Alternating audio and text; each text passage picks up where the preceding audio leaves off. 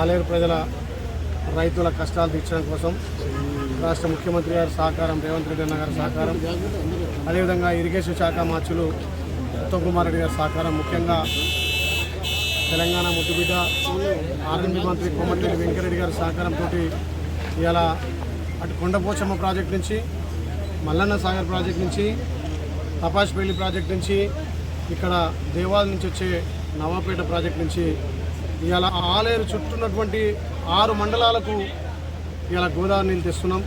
నిజంగా దీన్ని సహకరించిన ఇరిగేషన్ డిపార్ట్మెంట్ కూడా ధన్యవాదాలు తెలియజేస్తూ, మా మంత్రుల సహకారంతో ఇలా ప్రతి రైతన్న పొలానికి నీళ్ళు అందే విధంగా ముందుగా ట్యాంకులు నింపుకొని ఈ ఆలేరు వాగును పారిస్తున్నాం. కాబట్టి ఇలా ఆలేరు చేరుకున్న నిన్న నైటే ఆలేరు నీళ్ళు చేరుకున్నాయి.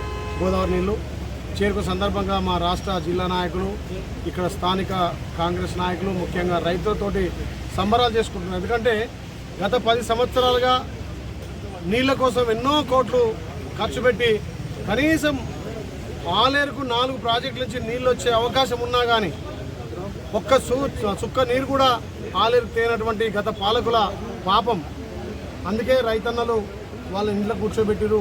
ఇవాళ రైతుల సహకారంతో రైతుల కాళ్ళు గడగాలే గోదావరి నీళ్ళతోటనే సంకల్పంతో, ఏ నమ్మకంతో అయితే నన్ను గెలిపించారో ఆ నమ్మకంతో గత 10 రోజులుగా మొన్న ఇక్కడ మార్కెట్ కమిటీ మా సోదరి చైతన్య మహేందర్ రెడ్డి ప్రమాణ స్వీకారం రోజు ఇన్ఛార్జి మంత్రి గారు తుమ్మల నాగేశ్వరరావు గారు, అదేవిధంగా ఆర్ఎండ్బి మంత్రి కోమటిరెడ్డి వెంకరెడ్డి గారిని వేదిక మీదనే అడగడం జరిగింది. ఎందుకంటే ఇంత ఫ్లడ్స్ వచ్చి, ఇంత వర్షాలు వచ్చి అక్కడ ఖమ్మం మొత్తం కొట్టుకుపోయి, ఇక్కడ నల్గొండ ఎన్నో ప్రాంతాలు మునిగినా మా ఆలేరు గడ్డ మీద చుక్క నీళ్ళు లేవు.